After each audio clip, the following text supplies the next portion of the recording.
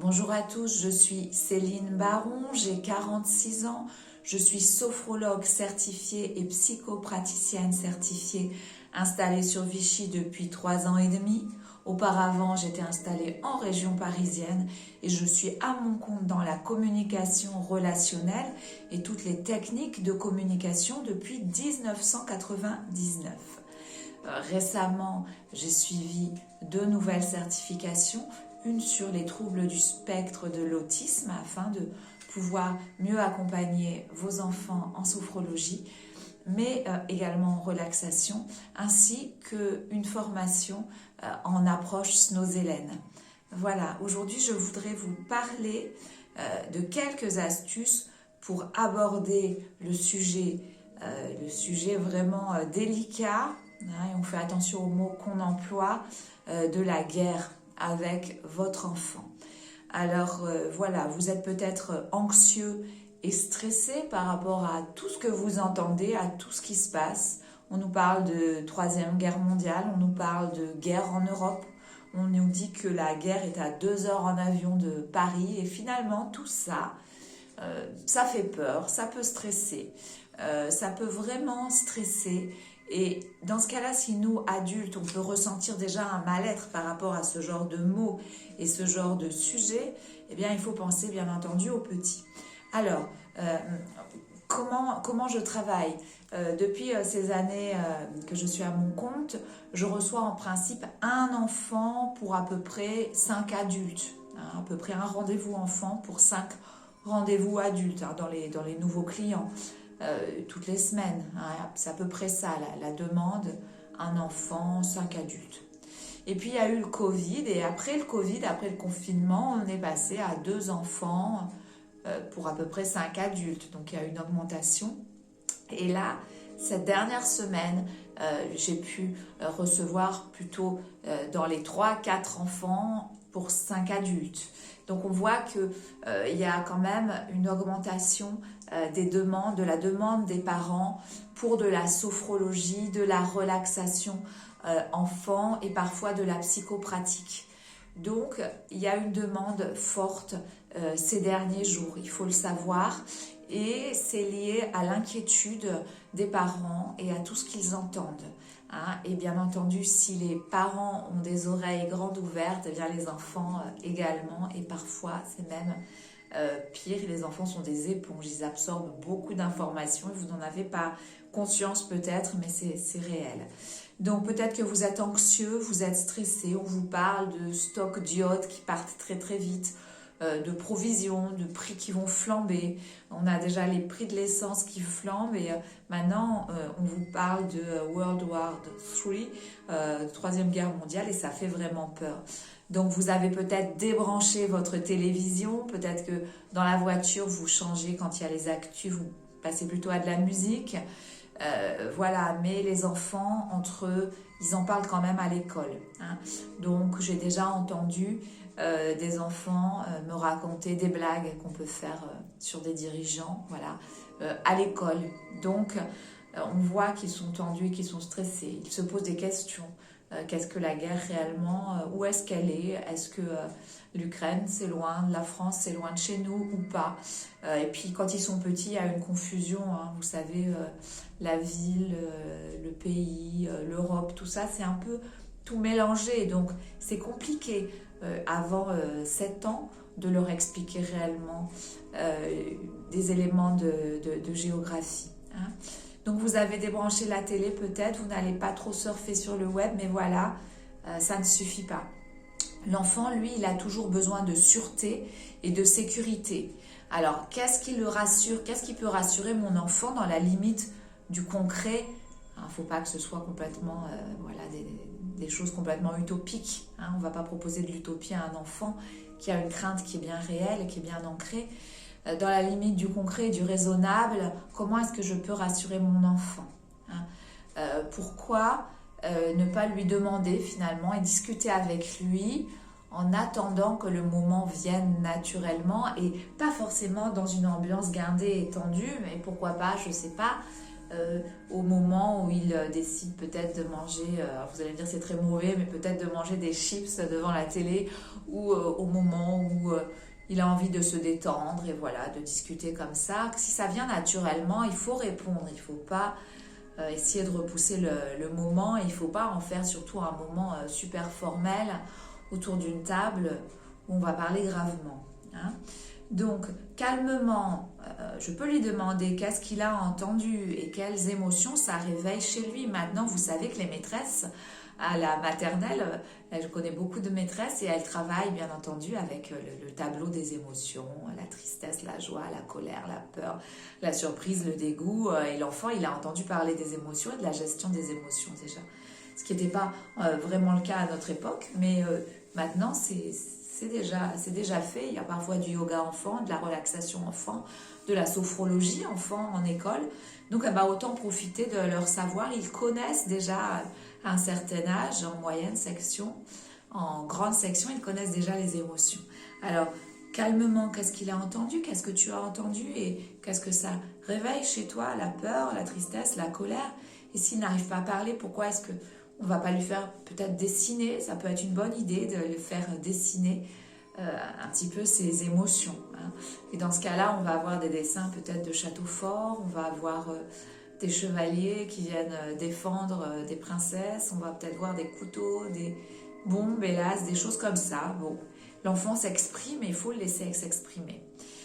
Donc maintenant, je vais vous donner vraiment quelques astuces, des astuces de sophrologue et de psychopraticienne pour aborder ce sujet de la guerre et des conflits, surtout des conflits avec votre enfant. Et bien déjà, en premier lieu, il faut éliminer le stress et l'anxiété chez vous.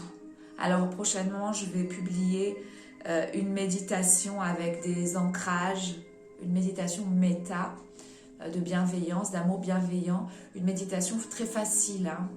Je vais la publier bientôt sur mon blog. Faites les choses normalement, en pleine conscience. C'est-à-dire que si je suis en train de conduire et que je pense à tous ces problèmes de conflit, eh ben je ne suis pas à ce que je fais, je ne conduis pas. Je vous propose pendant que vous conduisez, peut-être bien entendu, de regarder ce qui arrive en face de vous, de vous dire peut-être que ma voiture passe, je ne sais pas, du bitume au gravier. Là, la route va tourner, je le vois déjà au loin. À droite, j'ai des arbres, à gauche, j'ai des arbres. Peut-être en face, j'ai un cycliste qui arrive. Comment est le volant quand je prends ma voiture le matin? Est-ce qu'il est froid? Est-ce qu'il est chaud? Est-ce qu'il est tiède? Est-ce que le contact est agréable ou non? Voilà, restez dans la pleine conscience plutôt que de laisser l'esprit partir et divaguer loin, partir loin. Hein, essayez de s'ancrer vraiment en pleine conscience. Et puis détendez-vous. Si vous êtes complètement stressé, votre enfant il va l'être aussi, il va ressentir immédiatement. On ressent ce genre de choses. On a tous des souvenirs de nous dans un moment grave avec ses parents ou sa famille où on nous a caché des choses peut-être et où on a ressenti et on a su quand même. Et c'est parfois le cas quand il y a des soucis d'emploi, quand il y a des décès de grands-parents parfois. On essaye de préserver l'enfant, mais en fait, lui, il entend tout. Et puis, il écoute parfois derrière la porte aussi. Il regarde par les serrures et puis il entend les choses. Donc, soyez détendus. Ma foi, si vous n'arrivez pas à vous détendre, il faut peut-être, je ne sais pas, faire de la relaxation, justement, aller voir un sophrologue, aller voir un thérapeute, peut-être aller à l'Institut de beauté, vous faire un massage, passer un moment qui va vraiment éliminer ces tensions physiques et mentales. Soyez le plus relaxé et détendu possible. Vous aurez les idées beaucoup plus claires pour parler éventuellement de tout ça à votre enfant. Ensuite, regardez les actus et les réseaux seulement une fois par jour. De toute façon, c'est très mauvais. Donc, regardez-les peut-être une fois en milieu de journée. Mais si vous commencez à les regarder le matin, dès que vous vous réveillez, vous allez vraiment... déjà vous gâchez la journée, et puis si vous les regardez le soir avant d'aller vous coucher, vous allez passer une nuit agitée. Donc c'est pas la peine, peut-être regarder à midi ou à 14h une fois. De toute façon, en réalité, ça n'évolue pas aussi vite qu'on veut nous le faire croire, et je sais de quoi je parle, puisqu'avant d'être thérapeute, j'étais dans la communication, la presse et le journalisme. C'était ma première vocation. Donc je sais qu'on a besoin de sujets, émouvants, de sujets piquants et épicés pour pouvoir maintenir ses lecteurs en alerte et Voilà, donc il faut un petit peu relativiser tout ça. Et puis vous demandez, quand vous laissez entrer une information, est-ce que c'est bon? Est-ce que c'est vrai? Est-ce que c'est utile? Est-ce que c'est bon? Est-ce que c'est vrai? Est-ce que c'est utile? S'il y a non, quelque part, eh ben, c'est pas la peine. C'est pas la peine. Il faut peut-être faire autre chose, tout simplement. Préparer un gâteau, faire quelque chose de plus concret, faire du ménage. Au moins, c'est quelque chose de concret plutôt que de cogiter. Ensuite, gardez le contact avec votre enfant à ce sujet. Même si vous en avez parlé une fois, eh ben, il faut constamment essayer d'estimer ses craintes à lui et ses changements d'humeur. Hein. Si l'enfant s'exprime, vous pouvez aussi lui proposer de le faire dans un cadre relaxé, de respirer avant, de respirer après, de s'allonger, de se détendre. Pourquoi pas s'allonger sur le canapé, mettre des coussins sous les genoux, sous la tête, et puis dire ce qu'il a envie de dire, le laisser faire, l'écouter, avoir une écoute active.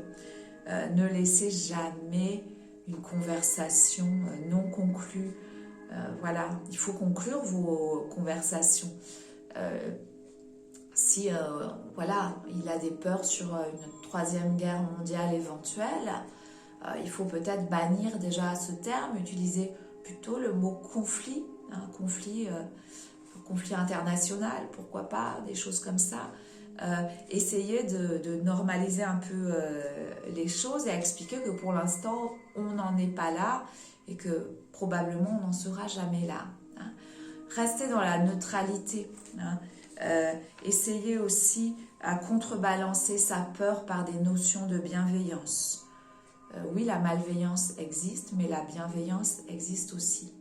Dans ce pays, il y a la guerre, mais dans les autres pays, il y a aussi des gens qui s'organisent pour rendre la guerre moins douloureuse, pour pouvoir accueillir des enfants, accueillir des femmes, leur donner à boire et à manger, les protéger, leur offrir un toit. Partout où il y a de la malveillance, contrebalancer en parlant de la bienveillance. Hein, ne voyez pas tout en noir, ne proposez pas un discours pessimiste, complètement négatif à un enfant. Ça va créer davantage d'anxiété chez lui. Ensuite, parlez avec calme et surtout respectez son âge. Je vous parle de conflit international, un petit ne comprendra pas, c'est sûr. Si l'enfant a 12 ans, 13 ans, il peut comprendre, bien sûr. Il a déjà des cours d'histoire géo, voilà, des cours d'économie, il comprend certaines choses, certaines notions. Un petit, non. Hein. Parlons plutôt de disputes et de conflits. Voilà. Et puis ensuite, il y a quelque chose que j'aime bien faire avec mes propres enfants et avec les enfants que je reçois au cabinet, à mon cabinet ici en sophrologie, c'est pendant le débriefing, selon la façon dont ça se passe et le sujet que l'enfant va aborder, s'il y a encore une peur qui est ancrée après la séance, eh bien pourquoi ne pas parler du principe de non-permanence des choses. Les petits peuvent très bien comprendre le principe de non-permanence des choses. C'est-à-dire que, ma foi, si j'aime pas la neige et qu'il neige, eh bien, c'est pas grave, je vais rester au chaud, je vais attendre demain, la neige sera fondue.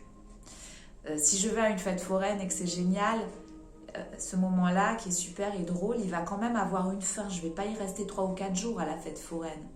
Je vais rester 3 ou 4 heures peut-être, 2 heures, 3 heures, 4 heures.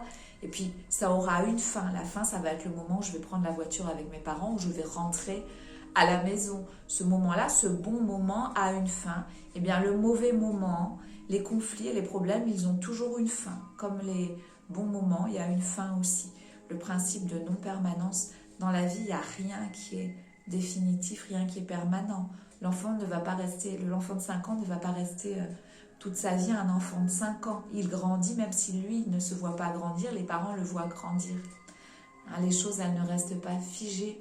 Si on n'aime pas l'école, il y a peut-être un jour on va partir au collège, et puis si on n'aime pas le collège, un jour on partira au lycée, puis si on n'aime toujours pas le lycée, un jour on partira à la fac, et ça sera peut-être plus sympa. Les choses ne restent pas bloquées. Hein. Les choses ne sont pas permanentes. Alors essayez peut-être de communiquer un petit peu sur ce principe de non-permanence des choses et des événements. Voilà, je vous remercie. À bientôt. Au revoir.